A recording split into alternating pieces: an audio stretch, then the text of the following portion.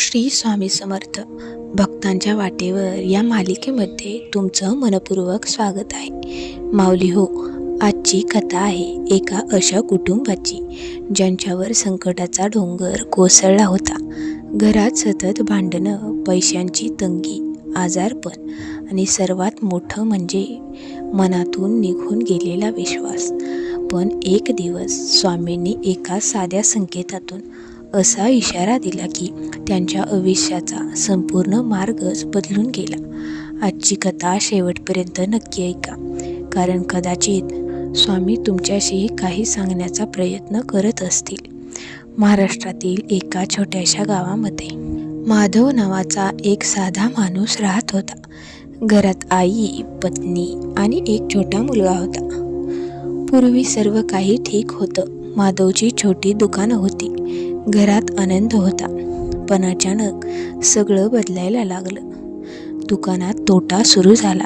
जिथे रोज ग्राहकांची गर्दी असायची तेथे आता दिवसभरात एकही ग्राहक यायचा नाही. घरात पैशासाठी भांडणं सुरू झाली. पत्नी म्हणायची, किती दिवस असंच चालणार. आई रडत बसायची आणि माधव रात्री एकटाच बसून विचार करत राहायचा, देवा, माझ्याच नशिबात हे का. एक दिवस एक अशी वेळ आली की घरात खायला सुद्धा उरलं नाही.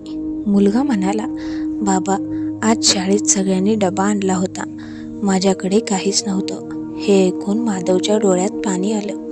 त्या रात्री तो घराबाहेर बसून आकाशाकडे पाहत होता आणि अचानक त्याच्या कानावर एक आवाज आला, नामस्मरण सोडू नकोस.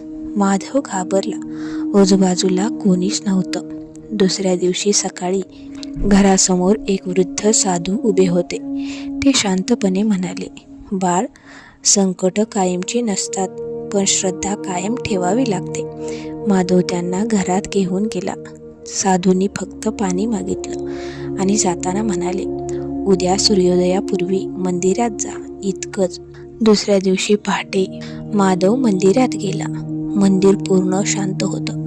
फक्त एक दिवा मंदपणे पेटत होता. तो स्वामींच्या मूर्तीजवळ बसला आणि अचानक त्याच्या डोळ्यातून अश्रू वाहू लागले. तो म्हणाला, स्वामी, आता माझ्यात शक्ती नाही. तेवढ्यात मंदिरातील घंटा आपोआप वाजू लागली. माधव हादरला. त्या रात्री माधवला एक विचित्र स्वप्न पडलं.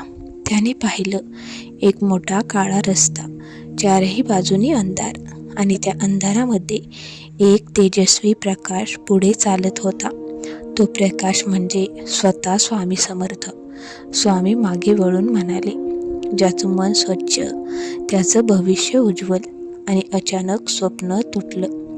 दुसऱ्या दिवशी माधवच्या मुलाची तब्येत अचानक बिघडली. डॉक्टर म्हणाले, ताबडतोब शहरात घेऊन जा. पण माधवकडे पैसे नव्हते. तो पूर्णपणे कोसळला. तो स्वामींच्या फोटोसमोर बसून रडू लागला. अचानक दारावर टकटक झाली. दारात गावातील एक श्रीमंत माणूस उभा होता. तो म्हणाला, माधव, मला काल रात्री स्वप्न पडलं होतं. स्वामी म्हणाले, तुझी मदत कर. आणि त्याने मोठी पैशांची मदत केली. माधवच्या डोळ्यातून अश्रू वाहू लागले. मुलगा हळूहळू बरा झाला. दुकानात पुन्हा ग्राहक येऊ लागले. घरात शांतता परत आली. पण सर्वात मोठा बदल झाला तो माधवमध्ये. तो रोज सकाळी स्वामींचं नामस्मरण करू लागला. एक दिवस मंदिरात बसलेला असताना त्याला अचानक जाणवलं, स्वामी संकट थांबवत नाहीत, पण संकटांशी लढण्याची शक्ती देतात. आणि त्या क्षणी त्याच्या मनातील भीती कायमची संपली. माऊली हो, जीवनामध्ये कितीही अंधार आला, कितीही संकट आली, तरी एक गोष्ट कधीही सोडू नका, ती म्हणजे श्रद्धा आणि नामस्मरण. कारण स्वामी प्रत्येक भक्ताला संकेत देत असतात. फक्त आपलं मन शांत असलं पाहिजे. माऊली हो, जर तुम्हाला ही कथा आवडली असेल तर व्हिडिओला लाईक करा, चॅनल सबस्क्राईब करा आणि कमेंटमध्ये नक्की लिहा, श्री स्वामी समर्थ. पुन्हा भेटूया भक्तांच्या वाटेवर एका नवीन दिव्य आणि अद्भुत कथेसोबत.